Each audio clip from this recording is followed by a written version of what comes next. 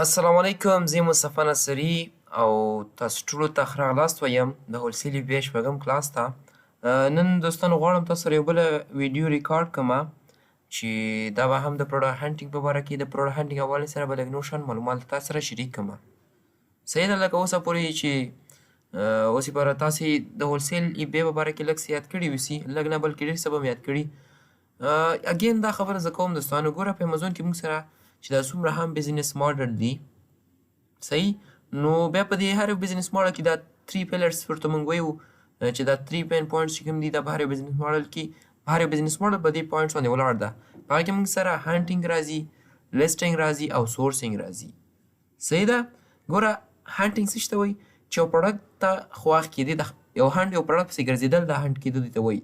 چې یو پروډکټ ته چا نه اخلي دې ته سورسینګ وایي. چې یو پروډکټ ته په اکاونټ کې خپل لیست کړي دې ته لیسټینګ وایي. صحیح شو. نو موږ د هولسیل بزنس ماډل په هانټینګ کې موږ به دا د سپلایر لغت نه دا لفظ په ډېر زیات استعمال کوو.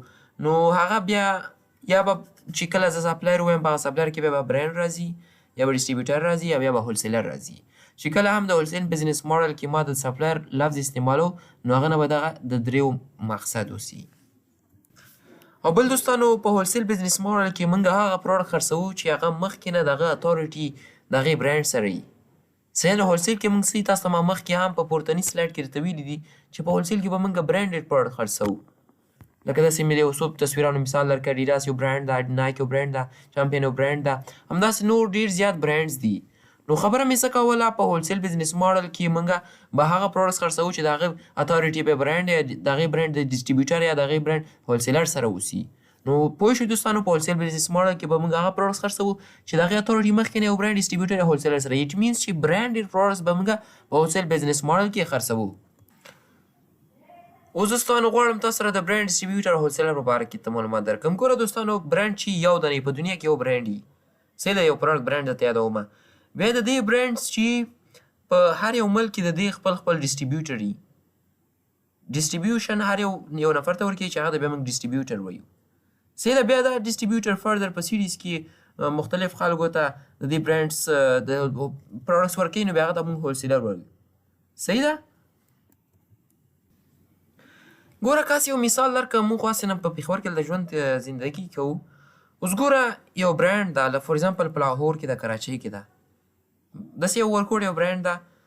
اوس هغه برانډ نه چې د پروډکټ څوک اخلي هلته به هغه کې همالته خپل مینوفیکچرینګ کوي، نو د هغه برانډز به هلته پروډکټس جوړوي په هغه لیبل باندې، هغه به یې ډسټریبیوټر دغه پروډکټ ورکوي. بیا د برانډ نه هغوی هولسیلران یې اخلي. صحیح د لاهور کې د فور ایگزامپل دلته صدر بازار شه، خیبر بازار شه، یا داسې کارخانو مارکیټ شه، دا هولسیلران دي. بیا د دې ډسټریبیوټرانو نه د هولسیلران پروډکټس اخلي. یو بله خبره هم په یاد ولرئ چې د برانډ ډسټریبیوټر او هولسیلر د دوی په قیمتونو کې فرق وي. او فور ایگزامپل برانډ سره یو پروډکټ د هغه په $10 ده، بیا چې هغه د برانډ پروډکټ داسې هم کېدای شي چې کله کله قیمتونه یو شان دي، خو زه فکر نه کوم چې قیمتونه یو شان به پکې هېڅکله هم نه وي، خو بیا هم داسې لکه لږ څه نه زیات ډفرنس به پکې وي. نو د برانډ سره پروډکټ فور ایگزامپل په $10 ده، چې هغه د برانډ پروډکټ ته ډسټریبیوټر نه اخلي، په دې کې موږ سره دویم نفر په دې کې اډ شو، نو خامخا ډسټریبیوټر هم پکې خپله خرچه اخلي. نو ډسټریبیوټر نه چې بیا ته پروډکټ اخلي، هغه بیا په تا باندې په 11 خرڅوي. صحیح ده. هغه د برانډ اخیستی چې دې دپاره هغه پکې خپله ګټه وکړي، هغه ته برانډ ورکړي، نو هغه پکې خامخا خپله خرچه باسي. بیا د ډسټریبیوټر نه علاوه چې هولسیلر ده، هولسیلر نه چې ته اخلي، هولسیلر به تا ته د ډسټریبیوټر نه ګران تماموي. صحیح ده. هغه به ته په $12 کې وایي. صحیح ده. نو په سټارټ کې موږ چې په امازون کې کار کوو، نو موږ زیاتره چې برانډس چې کوم غټ برانډس دي هغه موږ ته اپروول نه راکوي. نو بیا موږ هغه ډېر څه فوکس په ډسټریبیوټر کوو چې یو ډسټریبیوټر، ګوره یو پوینټ بل په یاد ولرئ، د برانډ چې اوسي یو وسي، او ډسټریبیوټر چې اوسي د یو سپیسیفیک کټګري پروډکټس د دې سره وي په ډسټریبیوټر سره، او هولسیلر سره چې اوسي د هرې کټګري پروډکټس د دې سره اوسي. ډسټریبیوټر سره څه اوسي؟ د سپیسیفیک کټګري پروډکټس، یو هولسیلر سره د هرې کټګري پروډکټس اوسي. څو فرق مې درته وویل، یو د قیمتونو فرق یو مې درته وویل چې څه سره څه قسم څه پروډکټ اوسي. صحیح شو دوستانو. بله خبره د هانټینګ حوالې سره کوم. ګوره دوه طریقې دي چې کله په امازون کې موږ پروډکټ هانټینګ کوو. یو پروډکټ سپلایر ده. پروډکټ سپلایر نه مراد دا ده چې لکه څنګه تېره ویډیو کې ما اول پروډکټ مې را پیدا کړ، پروډکټ زه ګوره هغه هماغسې یو جنرال کرایټیریا مې تاسو ته ویلې، بیا د هغه وروسته مې په کیپا کې هغه کړه اپلای کړه.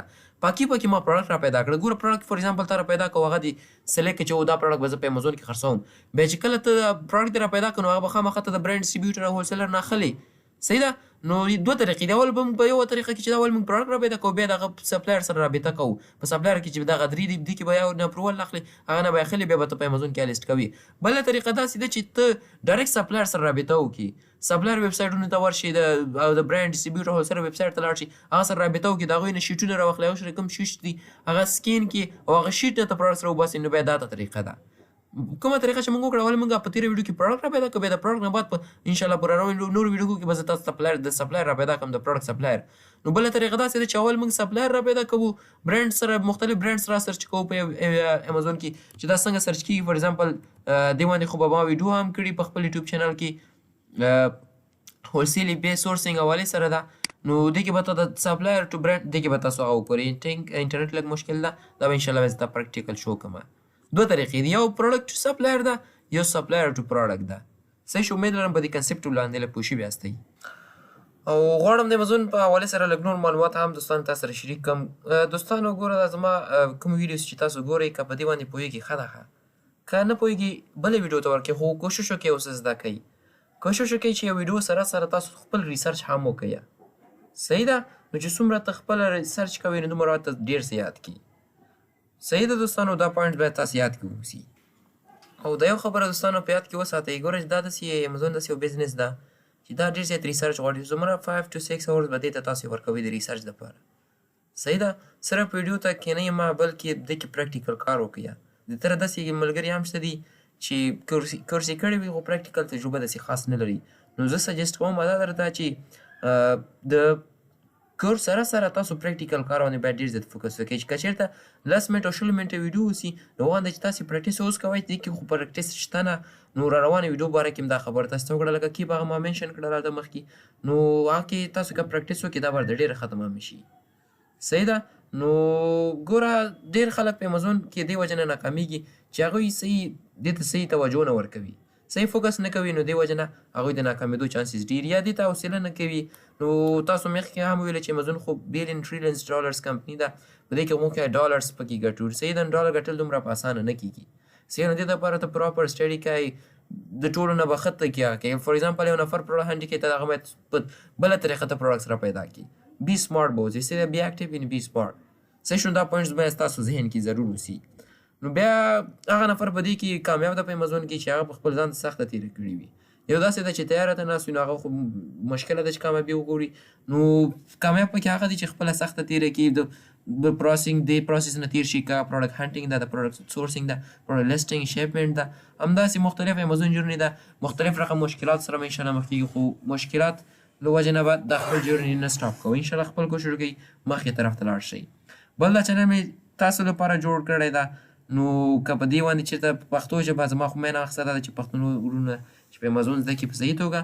نو که یو نفر پرې نه پوهېږي او ملګری نه پوهېږي نو زه ورته دا سجیسټ کوم چې د بل ویډیو کې وګورئ خو چې باید یو سټارټ واخلئ. او انشاءالله زه به یو ګروپ جوړوم او د هغې لینک به زه دې ویډیو کې یا به نورې ویډیو کې زه ضرور شي کوم د وټساپ ګروپ به چې بیا ستاسو څه رقم پوښتنې تاسو ما نه په وټساپ کې پوښتنه کوئ. انشاءالله زما به ټول کوشش هم دی چې ټول نه ښه ځواب تاسو ته درکړم. نو دا لږ اورویو د امازون په باره کې لږ نور زیات معلومات هم درکړه. انشاءالله روان ویډیو کې به نور زیات معلومات تاسو سره شریک کړم. نو دا و د نن ورځې درس. امید ساتم چې ټول به روغ جوړ یاستئ. نو که بیا هم پوښتنه لرئ له ما څخه په کمنټ سیکشن کې وکړئ. تر بلې ویډیو الله حافظ.